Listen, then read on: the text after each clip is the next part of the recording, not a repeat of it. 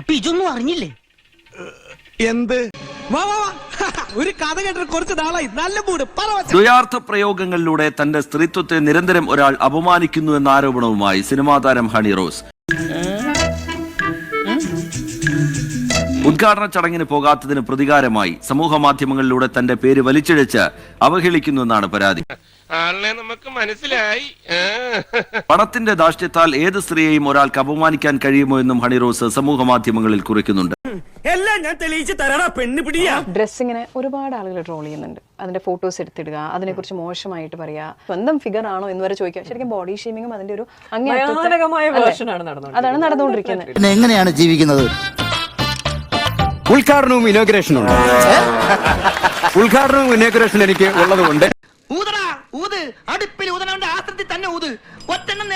വളരെ മോശമായിട്ടുള്ള മ്ലേച്ഛമായിട്ടുള്ള ഭാഷകളും ആണ് ഇതെല്ലാം കാണുന്നുണ്ട്. Do you search for it? Do you see it? Search ചെയ്യുന്നൊന്നുമില്ല, നമ്മുടെ മുമ്പിലേക്ക് വരുമല്ലോ സ്വാഭാവികമായിട്ട്. എന്തൊക്കെ പറഞ്ഞാലും ദുർമാരി മറ്റാർത്ത പരിപാടി തന്നെയാണ്. ബോഡി ഷേമിങ്ങിന്റെ ഒക്കെ എക്സ്ട്രീം ലെവലാണ് പോയിക്കൊണ്ടിരിക്കുന്നത്. പക്ഷെ നമ്മൾ കംപ്ലൈന്റ് കൊടുക്കാം, അങ്ങനെയൊക്കെ അല്ലാതെ നമുക്ക് വേറെ ഓപ്ഷൻ എന്നാലും ഇത് എത്രയാന്ന് വെച്ചിട്ട് ഇവനൊന്നും നമ്മളെ പോലെ സംസ്കാരമുള്ള കുടുംബത്തിൽ പറഞ്ഞവരല്ല കാര്യം.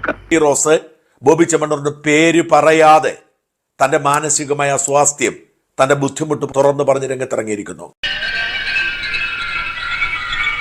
നമ്മളെ എന്താ പറയാ, നമുക്ക് അത്രയും എനിക്കും എന്റെ ഫാമിലിക്കും ഒക്കെ ബുദ്ധിമുട്ടുണ്ടാക്കിയ ഒരു വിഷയമായതുകൊണ്ട് തന്നെയാണ് ഇതിനെ പ്രതികരിക്കണം, ഇല്ലെങ്കിൽ അതൊരു ഒരു ഒരു ഒരു മോശം മെസ്സേജ് ആയിരിക്കും സമൂഹത്തിന് കൊടുക്കുക എന്നുള്ളത് കൊണ്ട് തന്നെയാണ്.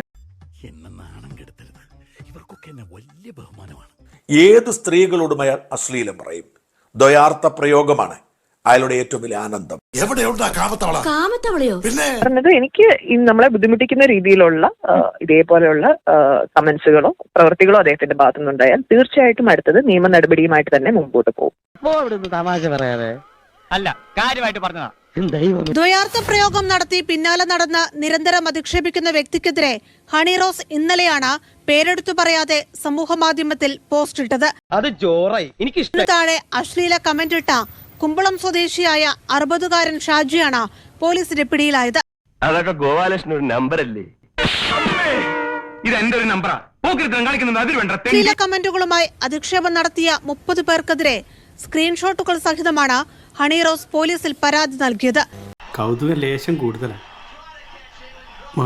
ആക്ഷേപ കമന്റുകളിട്ട ഫേസ്ബുക്ക് അക്കൗണ്ടുകൾ ഉൾപ്പെടെ സൈബർ സെൽ പരിശോധിക്കുന്നുണ്ട്.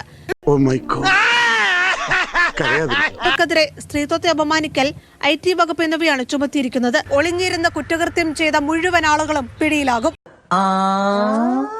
ഇങ്ങോട്ട് വന്നേ നീ, എന്നിട്ട് ഇങ്ങോട്ട് നിന്നേ നീ.